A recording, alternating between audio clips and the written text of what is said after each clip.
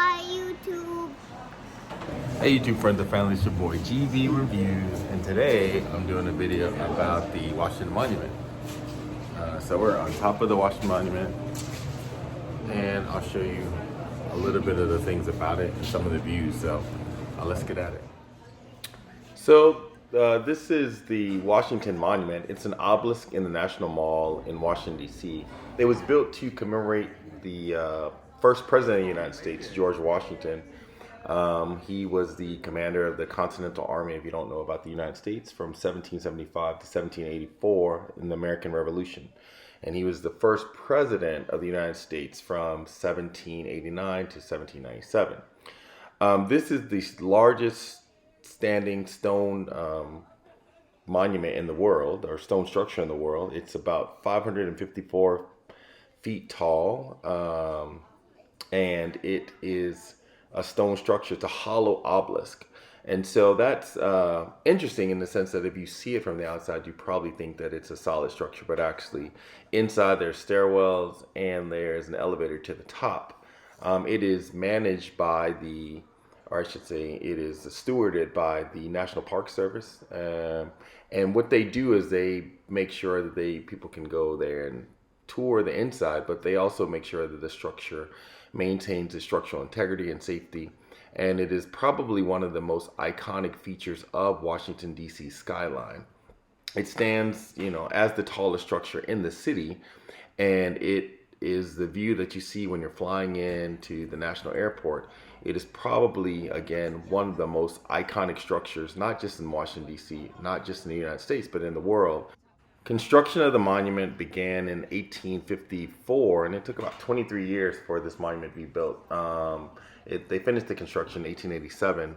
The structure, now seen as part of the fabric of Washington, D.C., it was difficult to construct. One, because it happened during a period of time when the American Civil War happened, but also they had a lack of funds for building the monument. So you'll find that inside the monument, and we'll get to this later in the tour, but inside the monument you'll see tributes to all of the folks who contributed to the building of the monument. So it wasn't just government public funds that were used to build the monument, but a lot of private donations from societies.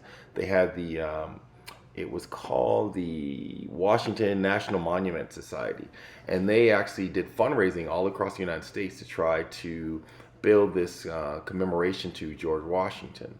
The design of the Washington Monument, again, this almost 600-foot Egyptian-style obelisk, it was designed by Robert Mills in 1945. And initially they wanted to make the height 600 feet, but what they found is that because of the limitations in construction, making the base a certain width, they had to limit the height at 554 feet, which again, it was still, at the time, it was the largest structure, or I should say the largest, but the tallest freestanding structure in the world. They had, as I said before, difficulties raising money. And so they solicited money not only from the government, but from private citizens to help to complete the construction. In 1876, Congress passed a joint resolution, and they actually provided the additional funds to complete the construction of the Washington Monument. The U.S. Army Corps of Engineers was responsible for directing and completing the work. First, they had to strengthen the foundation because, again, during the Civil War, construction was not continuing. And then for 4 years, the builders carefully beefed up the base foundation to support the massive weight of the superstructure that was going to follow the initial construction. The big problem that they encountered was that the quarry that they were getting the initial stones from near Baltimore was no longer available. So they had to get a suitable match for the quarry. So the rest of the stones actually came from Massachusetts. So you'll find that there's a color variation. If you're looking at the monument from outside, there's a color variation in the stones.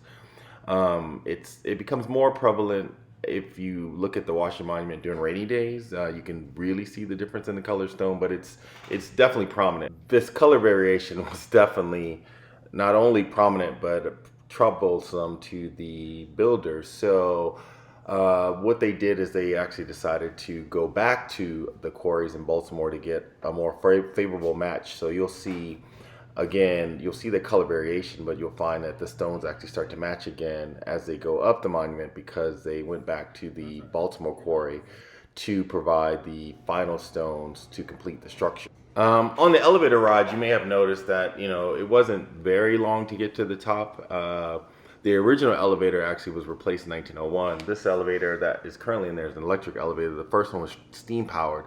It took about 10 to 12 minutes to reach the top of the monument. The current elevator is actually quite quick to get to the top. Once you get to the top, you'll notice that it has four banks of windows on each different side facing north, south, east, and west. And you get to see just beautiful views of Washington, D.C. And above each window, there is a kind of a picture diagram that shows you what you're actually looking at. So when you're looking out of some of the windows, you actually are looking into Virginia. Like this view right here is looking out, that's the Jefferson Memorial. But you're looking out and you can see, that's the Potomac River, and you see the different kind of landmarks. That building right there is actually the Forest Service headquarters. It's called the Yates Building, right next to the Holocaust Museum. So you're looking out, beautiful Forest Service building again. It's one of the two red brick buildings that are down on the mall. The other red brick building on the mall is actually the Smithsonian Castle. So if you come to DC, those are two iconic non-marble looking buildings on the mall. But if you're looking out, you from one side you see Virginia. So that is Virginia. Looking off into the distance, you can see the actual national airport. You can see the Memorial Bridge. This is an older picture that shows what the mall looked like when the monument was actually built. So they have stairs. When you get to the top, you can actually walk down two levels that are still open. So the elevator takes you up to the top, and then you walk down one level to take the elevator down. But you can see how the stones are kind of just sitting on top of one on top of the other. And then there's a kind of a little bit of history posted throughout there, so you can just learn different things about the monument. It was actually a pretty cool opportunity. I've lived in Washington, D.C. for almost 30 years, and I had never been in the Washington Monument. One of the reasons why a lot of people have not had the opportunity to go to the monument is that in 2011, Washington, D.C. experienced a 5.8 magnitude earthquake in Virginia. And what they found after this earthquake is about 150 cracks were in the monument. So the Park Service deemed that it wasn't safe to be open until they actually fixed the cracks and made sure that the superstructure of the monument was safe. So this was kind of a monumental task for them to actually go in and actually fix the Washington Monument. They found that actually part of the pyramidion, which is that top part of the monument, was actually displaced slightly. And they had chips and stone cracks, and so they needed to fix all of these things. So they brought in a crew to come in to fix this.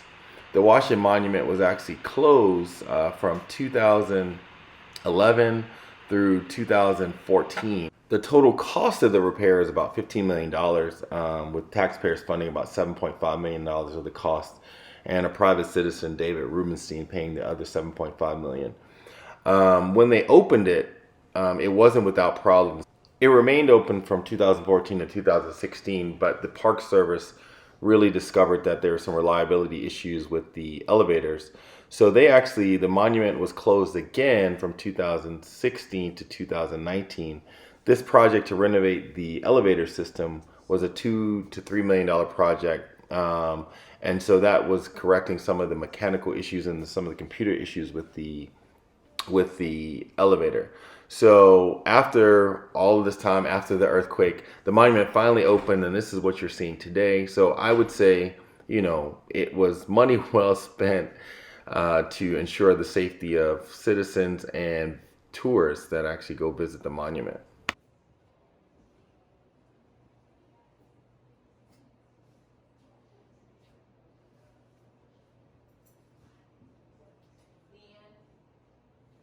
You'll notice as we start to descend on the elevator, there will be kind of commemorative plaques in the stone around it. If you are able to take the stairs up, you can see these things. But if you notice, there's commemorative plaques from the different states and societies that donated money. And this will tell you a little bit about it. Many are unique. Michigan stone is made of copper, Alaska's is jade, Arizona's is petrified wood, and Hawaii's is crushed coral.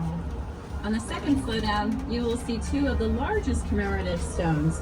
On one side, you'll see the stone from Baltimore. On the other, the stone from New York. Can you guess which city sent the biggest? New York. Hint. Its nickname is the Big Apple. Here, you see the change in the monument's appearance, from smooth cut stone to the darker, rough cut stone. There was a 22-year gap in construction due to lack of funding. When New York resumed, the original quarry in Maryland didn't have enough stone to finish the monument, so the rest came from Massachusetts. This reflects the change in color visible from the outside. We're almost to the ground level.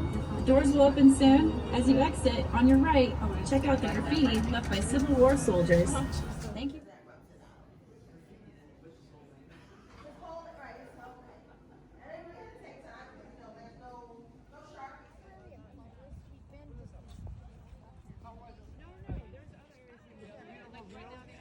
As I said before, you can notice the two different color stones, the two different types of stones.